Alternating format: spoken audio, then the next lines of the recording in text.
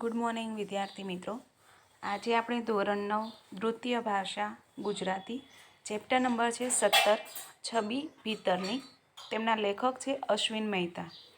તેમનો જન્મ 17/7/1931 અને મૃત્યુ તારીખ છે 26/7/2014।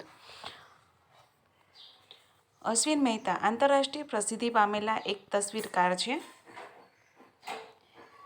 બાયોટેકનોલોજીમાં MScની ડિગ્રી મેળવી હતી। પછી તેઓ ફોટોગ્રાફીની કારકિર્દી અપનાવી।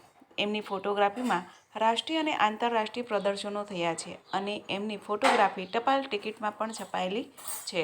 ગુજરાત, દેશ અને આંતરરાષ્ટ્રીય વ્યક્તિઓના ચરિત્ર નિબંધોનો સંગ્રહ છબી ભીતરની એ નામે પણ એમને પ્રગટ થયેલો છે। તેમને આ પુસ્તક માટે સાહિત્ય અકાદમી દિલ્હીનો પુરસ્કાર પણ એનાયત થયેલો છે। એટલે કે અશ્વિન મહેતા છે તેમને બાયોટેકનોલોજી એમને ડિગ્રી મેળવેલી છે અને તેમને ફોટોગ્રાફીનો અનેક પુરસ્કારો પણ એમને મળેલા છે। ફોટોગ્રાફીના નિમિત્તે દેશ વિદેશમાં ફરતા લેખકના કેટલાક અનુભવો છબી ભીતરની પુસ્તકમાંથી અહીં મૂકવામાં આવેલા છે। પોતે દેશ વિદેશમાં બધી જગ્યાએ ફરે છે અને એમને જે ખુદના અનુભવ થયેલા છે એ અનુભવો એણે છબી ભીતરના જે પુસ્તક છે એમાં મૂકવાનો પ્રયત્ન કરેલો છે અને એમાંથી આપણી સમક્ષ એક કે બે એના અનુભવો છે તે રજૂ કરેલા છે। જુદા જુદા શીર્ષક હેઠળના આ પાઠમાં પ્રથમ મહાત્મા ગાંધી જેવા દેખાતા હોવાના કારણે લેખકને થયેલા સુંદર અનુભવો અહીંયા વ્યક્ત થયા છે। કારણ કે એમનું જે દેખાવ છે, એમનું વ્યક્તિત્વ છે એ ગાંધીજી જેવું દેખાય છે અને એના કારણે એમને જે અનુભવો થયેલા છે એ અનુભવોનું અહીંયા એમણે રજૂ કરેલા છે। લેખક ગાંધી ફિલ્મનો હીરો બેન કિંગ્સે જેવો દેખાય છે એટલે તેમનું સન્માન કરે છે। આવો જ બીજો અનુભવ સિંગાપુર એરલાઇન્સનો છે। એક હબસી અમેરિકન લેખકને ફોટાના સંયોજનમાં પંચારત હોટલમાં પીરસણીયાઓનો લાઈન લગાવી દે છે। આ ત્રણ અનુભવોમાં દુનિયાના જુદા જુદા દેશના ગાંધી પ્રેમ વ્યક્ત થયેલો છે। છેલ્લા પ્રસંગમાં અજાણી સ્ત્રીના પ્રેમમાં મહિમા આલેખવામાં આવેલો છે। એટલે અહીંયા જે આપણે છબી ભીતરની એ એક સંસ્મરણ છે।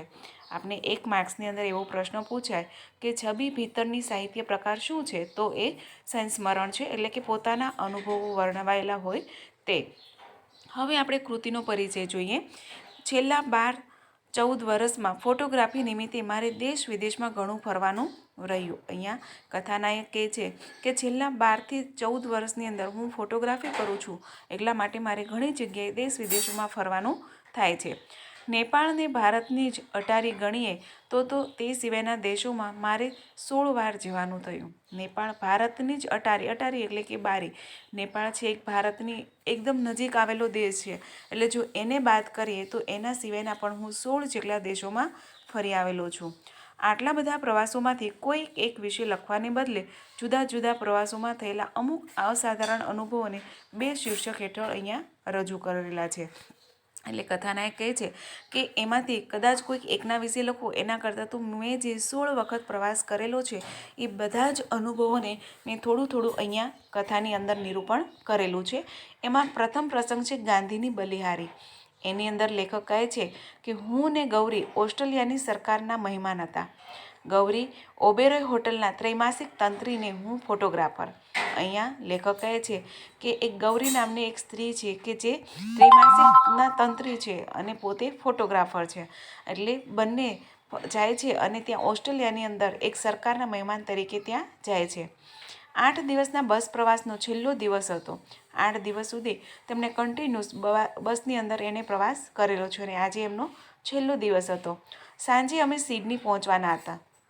કથાનાયક કહે છે કે અમે 8 દિવસની મુસાફરી કર્યા પછી છેલ્લે અમે સિડની જવાના હતા। લગભગ 5 વાગે ડ્રાઈવરે જાહેર કર્યું કે પહોંચતા મોડું થશે ને મધરાત પહેલાં હોટલ ભેગા થઈશું નહીં। એટલે કથાનાયક કહે છે કે અમે તો અમારા મૂડમાં જ હતા કે અમે દિવસ આથમશે ત્યાં અમે પહોંચી જશું। પછી ખબર નહીં કોઈ કારણસર એમનો જે ડ્રાઈવર છે બસ ચલાવનાર એવું કહે છે કે આજે આપણે સિડની પહોંચતા મોડું થશે, મધરાત થશે। મધરાત એટલે કે રાતના 12 વાગે, એટલે કે આપણે મધરાત પહેલાં હોટલે પહોંચીશું નહીં।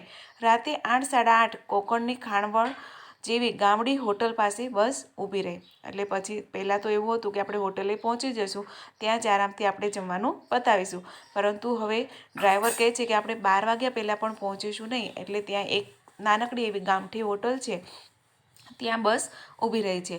ડ્રાઈવરે અમને જમવાનો રોકડો અડધો કલાક આપ્યો. રોકડો એટલે કે ડ્રાઈવરે ચોખ્ખું જ કીધું કે અડધી કલાકમાં બધાએ જમી લેવાનું છે. એટલે પ્રવાસમાં જતા હોય તો દરેકને અલગ અલગ હોય, કોઈક જમવામાં 15 મિનિટમાં પણ જમી લે, કોઈક વાતો કરતાં કરતાં જમતા હોય તો પોણી કલાક જેવું પણ થઈ જાય. એટલે ડ્રાઈવરે એને ફિક્સ ટાઈમ જ આપી દીધો હતો કે અડધા કલાકની અંદર તમારે જમી લેવાનું છે. હોટલના ડાઇનિંગ રૂમમાં 30 જણ ઠલવાયા. તેમાં અમે 2 જ અશ્વેત અને પરદેશી હતા. અશ્વેત એટલે કે ઓસ્ટ્રેલિયન કરતાં બહારથી આવેલા, એટલે કે અમારા 2 જેવો બીજા પરદેશી હતા, એટલે કે એમનો રંગ અમારા કરતાં સારો હતો. અમે થોડા ઘઉં વર્ણના હતા, એટલે બીજા બધા લોકો કરતાં અમે બંને એવા હતા કે જે બીજા કરતાં અલગ પડતા હતા. બધાએ પોતપોતાના ઓર્ડર નોંધાવ્યા અને થોડી વારમાં જાતે ખાવાનું લાવીને જમવા મળ્યા.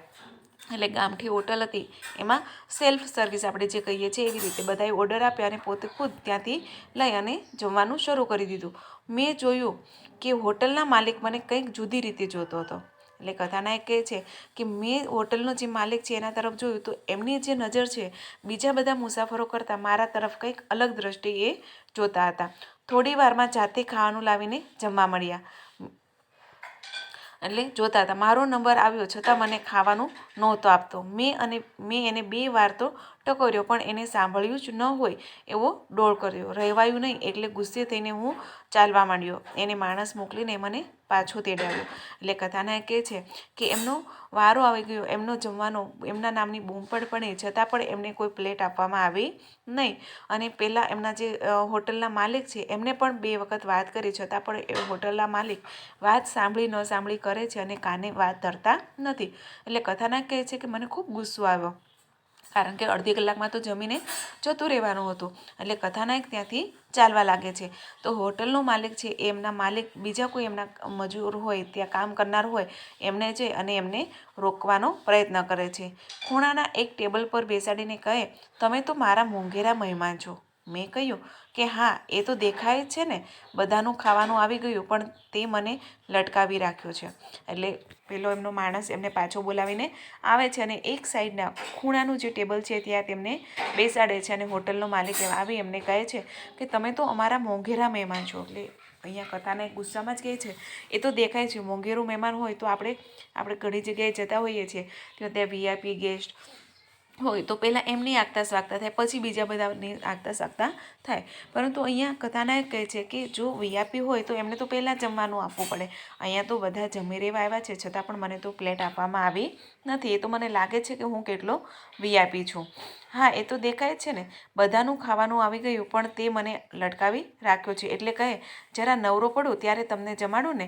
મેં કહ્યું મને કંઈ સમજાતું નથી. ત્યારે કહે, મારી હોટલમાં ગાંધી ક્યારે? હવે ઘટસ્ફોટ થયો.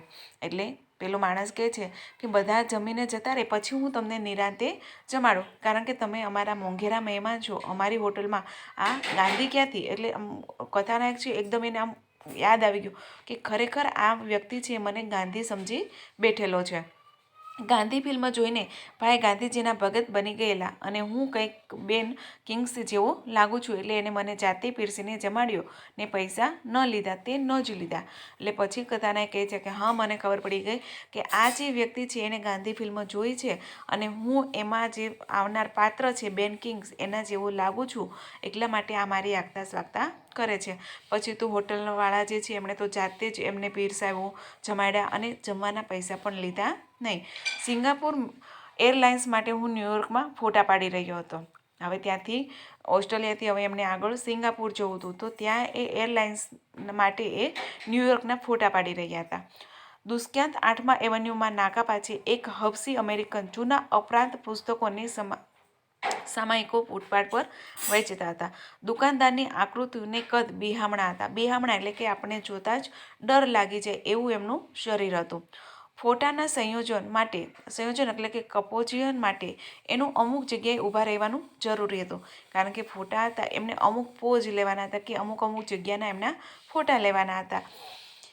હું વિમાસણમાં હતો કે મારે આને ખસવાનું કહેવું કે નહીં. વિમાસણ એટલે કે મૂંઝવણ હતો કે મારે આ વ્યક્તિને આમ દૂર જાવ એવું કહેવું કે નહીં. એ સમજે નહીં ને આડો ફાટે તો વાત સાવ જ વણસી જાય. આડો ફાટવું એટલે કે પોતે જ્યાં જે જગ્યાનો ફોટો લેવા માગે છે એ જગ્યાએ જો પેલી વ્યક્તિ વચ્ચે આવી જાય તો એમનું બધું જ બગડી જાય. એટલે હવે કરવું શું? એમને દૂર જવાનું કહેવું કે પછી એમને ત્યાં જ ઊભા રાખીને કરવું? શું કરવું એમ?